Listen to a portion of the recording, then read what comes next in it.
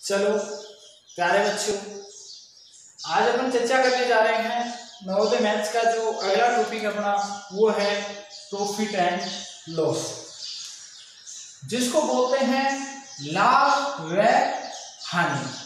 ठीक है, तो जैसे ही अपन मार्केट से कुछ सामान खरीद के लेके आते हैं और फिर वो खरीदने के बाद अगर अपन जिस मूल्य में खरीद के लेके आते हैं, अगर उस मूल्य से अगर ज्यादा में बेच दिया जाए तो अपन को लाभ होता है, और अगर उस मूल्य से कम में बेच दिया जाए तो अपन को क्या होती है, हानि होती है। तो जैसे मान लीजिए यहाँ पर आपको मैं कुछ समझाने जा रहा हूँ। जैसे ये एक लड़का है, ये मार्केट में गया, बाजार में, ये बाजार में गया, बाजार से कुछ वस्तु खरीद के लाया,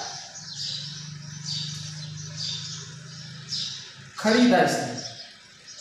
ये बाजार में जाने के बाद इसने कुछ खरीदा, तो ये जितने रुपए में कोई भी वस्तु खरीदता है, ठीक है, तो उसको अपन गणित के अंदर बोलते हैं क्रय मूल्य, उसको बोलते हैं क्रय मूल्य, क्रय मूल्य, और इंग्लिश के अंदर इसको बोलते हैं सीपी यानी कॉस्ट प्राइस। अब ये लड़का बाजार से खरीद के लाने के बाद घर आता है, और घर आने के बाद इसको ये चीज पसंद नहीं होती है, तो ये इसको क्या कर देता है, बेच देता है। तो बेचने को अपन नॉर्मल लैंग्वेज में बोलते हैं कि बेच दो, लेकिन गणित की भाषा में उसको बोलते हैं विक्रय मूल्य, विक्रय मूल्य, और इसको इंग्लिश में बोलते हैं सेलिंग प्राइस। तो आगे जब मैं क्रय मूल्य नहीं लिखूंगा, वहां पे मैं सीपी लिखूंगा, आप समझ जाना ये कॉस्ट प्राइस, खरीदा गया मूल्य है, और बेचने को मैं सीधा एस पे लिखूंगा, तो आप समझ जाना ये सेलिंग प्राइस है। ठीक है, अब इसने क्या कम में खरीदा, ज्यादा में बेचा, ज्यादा में खरीदा, कम में बेचा, वो डिपेंड करता है कि अपन को कब लाभ होगा और कब हानि होगी। तो देखिए समझिए, ये मान लीजिए अपना कॉस्ट प्राइस है, सीपी है, और ये अपना सेलिंग प्राइस है, एसपी विक्रय मूल्य है। अगर मान लीजिए आप किसी वस्तु को 1000 रुपये में खरीद के लेके आ रहे हैं, कितने रुपये में, 1000 रुपये में इस वस्तु को खरीद के लेके आ रहे हैं, और अगर आप उस वस्तु को 1000 से कुछ ज्यादा में, यदि मान लो आपने 1100 रुपये में अगर इस वस्तु को बेच दिया है, यानी जितने में आप खरीद के लाए हो उससे आपने कुछ न कुछ ज्यादा में बेचा है, और आपका इन दोनों का जो ये अंतर होगा ये कितने रुपये का है, 100 रुपये का है, और ये ही आपका कहलाएगा लाभ, जिसको इंग्लिश के अंदर बोलते हैं प्रॉफिट। ये आपका लाभ है। अगर मान लीजिए आप वस्तु को 1000 रुपये में खरीद करके और 900 रुपये में बेच देते हैं, 1000 में ज्यादा में खरीदा और कम में बेच दिया, तो इस बार आपको नुकसान हुआ है, और कितने रुपये का हुआ है, 100 रुपये का। तो नुकसान को, घाटे को गणित में बोलते हैं हानि बोलते हैं, और इसको इंग्लिश के अंदर बोलते हैं लॉस, बोलते हैं मेरे को 100 रुपये का लॉस हो गया, मेरे को यहाँ पे 100 रुपये का प्रॉफिट हो गया। तो ये तो है कब लाभ होगा कब हानि होगी। ठीक है, अब इनके सूत्र हैं वो कैसे बनते हैं, इधर आप ध्यान से समझने की कोशिश करना।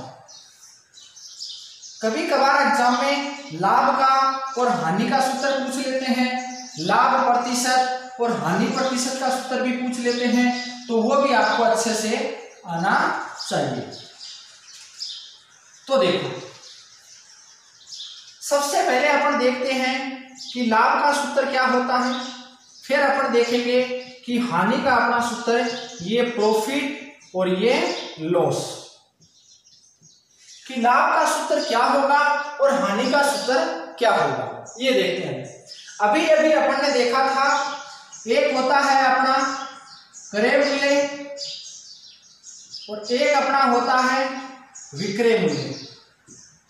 अगर आप कम में खरीद के ला रहे हो और ज्यादा में बेच रहे हो, मान लो आपने 100 में खरीदा और 150 में बेच दिया, तो आपको पक्का पता है क्या होगा, लाभ। इसका मतलब लाभ निकालने के लिए आपको विक्रय मूल्य में से, जो आपका विक्रय मूल्य है उसमें से आपको क्रय मूल्य को क्या करना पड़ेगा, घटाना पड़ेगा, क्रय मूल्य। तभी तो आपका किसका सूत्र बनेगा, लाभ का। यदि बात हो रही है हानि की, इसका मतलब आप ज्यादा में खरीद के लाए हो, कम में बेचा है, इसका मतलब ये हुआ कि आपका क्रय मूल्य क्या है, ज्यादा है। तो हानि का सूत्र क्या हो जाएगा, क्रय मूल्य माइनस विक्रय मूल्य, ये आपका हो जाएगा हानि का सूत्र हो जाएगा। तो ध्यान रखें, एग्जाम में सीधा भी पूछ लेते हैं कि लाभ का सूत्र क्या होता है और हानि का सूत्र क्या होता है, तो बच्चे गलती कर देते हैं, विक्रय मूल्य माइनस क्रय मूल्य कर देते हैं। तो आपको ध्यान रखना है कि हानि के समय क्रय मूल्य पहले आएगा और लाभ के समय विक्रय मूल्य पहले आएगा। अब बात करते हैं कि लाभ प्रतिशत। एग्जाम में अक्सर पूछते हैं कि लाभ प्रतिशत, कितने प्रतिशत लाभ हुआ। जैसे ये टॉपिक कंप्लीट हो जाएगा मैं आपको प्रतिशतता पढ़ाऊंगा, ठीक है, परसेंटेज। उसके अंदर आप समझ पाओगे कि प्रतिशत क्या होता है, ठीक है। प्रतिशत का मतलब क्या होता है, सारी चीजें बताएंगे आपको। अगर आपको लाभ प्रतिशत निकालना है तो सबसे पहले आपको लाभ कितना हुआ वो आपको लिखना है बट्टे में। भले ही लाभ हो या हानि हो, हमेशा किस पे होती है, क्रय मूल्य पर होती है। ये बात हमेशा आप दिमाग में याद रखना, भले ही लाभ हो भले ही हानि हो, होती है हमेशा क्रय मूल्य पर। जैसे ये पेन मैं 10 रुपए में खरीद के लाया और 15 में बेचा, तो मेरे को लाभ हुआ 5 रुपए का। कब हुआ, जब मैंने इसको 10 रुपए में खरीदा था। दूसरी कंडीशन, मैंने इस पेन को 10 रुपए में खरीदा और 5 में बेच दिया। अब की बार मेरे को क्या हुआ है, हानि हुई है, कितने रुपए की, 5 रुपए की। कब हुई, जब मैंने इस पेन को 10 रुपए में खरीदा था। तो लाभ और हानि हमेशा और हमेशा किस पे होती है, क्रय मूल्य पर होती है। तो नीचे तो हमेशा क्या आएगा, क्रय मूल्य आएगा और आपको गुणा कर देनी है किससे, 100 से। ये आपका आ गया लाभ प्रतिशत का सूत्र आ गया। अब अपन देखेंगे कि हानि प्रतिशत का सूत्र क्या होगा।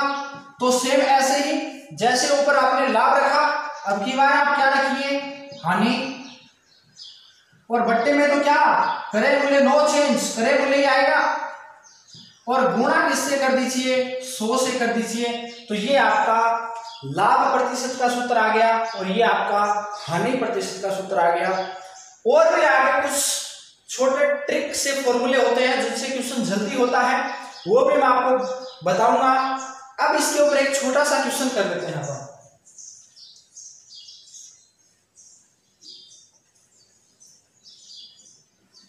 जिससे आपको ये पता लग जाएगा कि क्रय मूल्य कौन सा है, विक्रय मूल्य कौन सा है, ठीक है। देखिए क्वेश्चन, किसी वस्तु को 500 रुपए में खरीदकर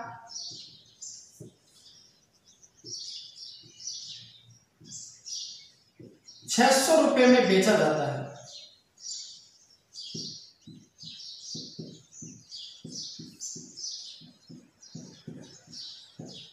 तो